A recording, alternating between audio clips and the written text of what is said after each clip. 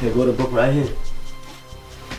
See, like we wanted to capture like when the world was black. Yeah, the whole history of the world before, you know, Caucasian history, before European history. I got the hardcover here. It's way big. It's like 2 volumes. Oh, this is 2 volumes. Yeah, that's one of the volumes. It's 2 of them.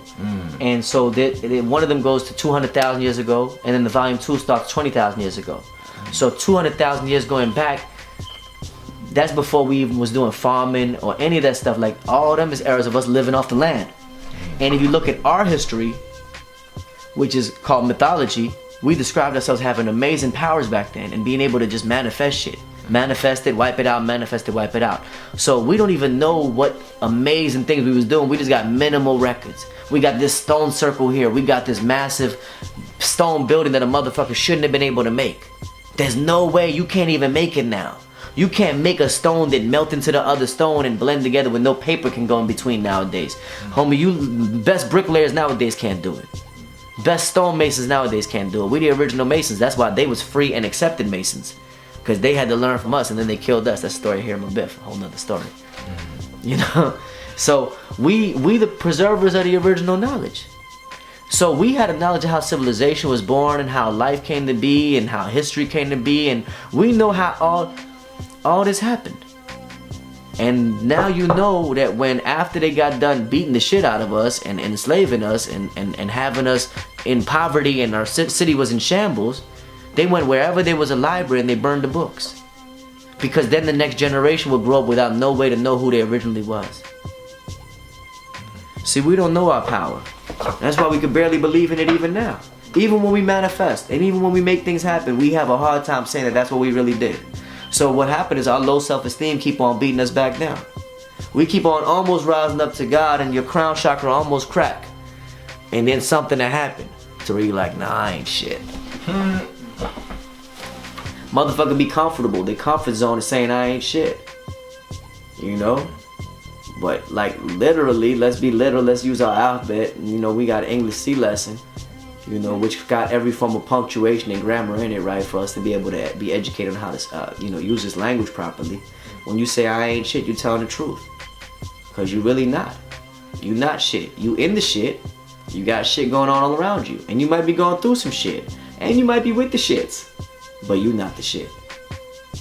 You know what I mean? Like you the pure, true God in the middle of all this shit. That's why Allah, I love going back to Allah. You know, guys ain't really into that nowadays. They be like, you keep quoting Allah, you wasn't there. I'd be like, well then you should do it more. You feel me? Like, somebody need to do it. God damn it, man, we got whole Bibles, all these holy books based off of what amazing men said. We got a Quran based off of conversation between Prophet Muhammad and Jibril. You know, who we know as Jabbar Allah. You know, that was one of us. He tell you all the time, we did this, we did that, y'all fucking up. And then even Allah tell the Arabs in the Quran, like the Arabs be mad, but he like, yo, y'all ain't doing right. When the Arabs do right, that's when they get to judge the rest of the world. You can't, y'all gotta first figure out how to live Islam. Cause it ain't what y'all doing. The shit that y'all doing, Prophet Muhammad already was mad. You know they was mad in the comments too about that one time I said that in the video. Oh yeah? Yeah, well they wasn't mad, they had to bear witness, but they was like, that's not exactly what he meant and da da da. I said, listen man. Yeah, there's some people, you can't chase these storms and whatnot. Well no, I like it because we understand that religious people got their sentiments, man. You got Muslims very diehard about the fact that Prophet Muhammad did right by them. And that's not what we saying. We actually saying the Prophet Muhammad would be upset with y'all, peace be upon him. You see what I'm saying? Like that was, like we got stories about Jibril and Qadir that Muslims know about. So they know about the gods. Every Muslim know about Qidr. Al-Qidr, the green one. If you don't know about Al-Qidr, then you don't know the stories of Islam. But if you know about the Prophet Hud or Ad, you know what I mean, and the civilizations before Arabia, that's all in the Quran. And so Prophet Muhammad was steeped in these teachings by Jibril. Jibril was presented by every account as being flesh and blood, not no spirit.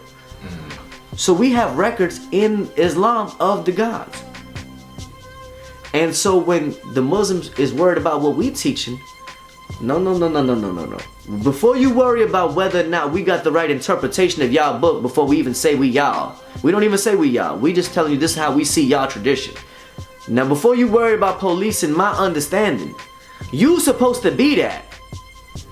And your community don't like what you doing with that. I want you to survey your women and children and see what they think of your Islam. They gonna call that shit Islam. If Mecca did this.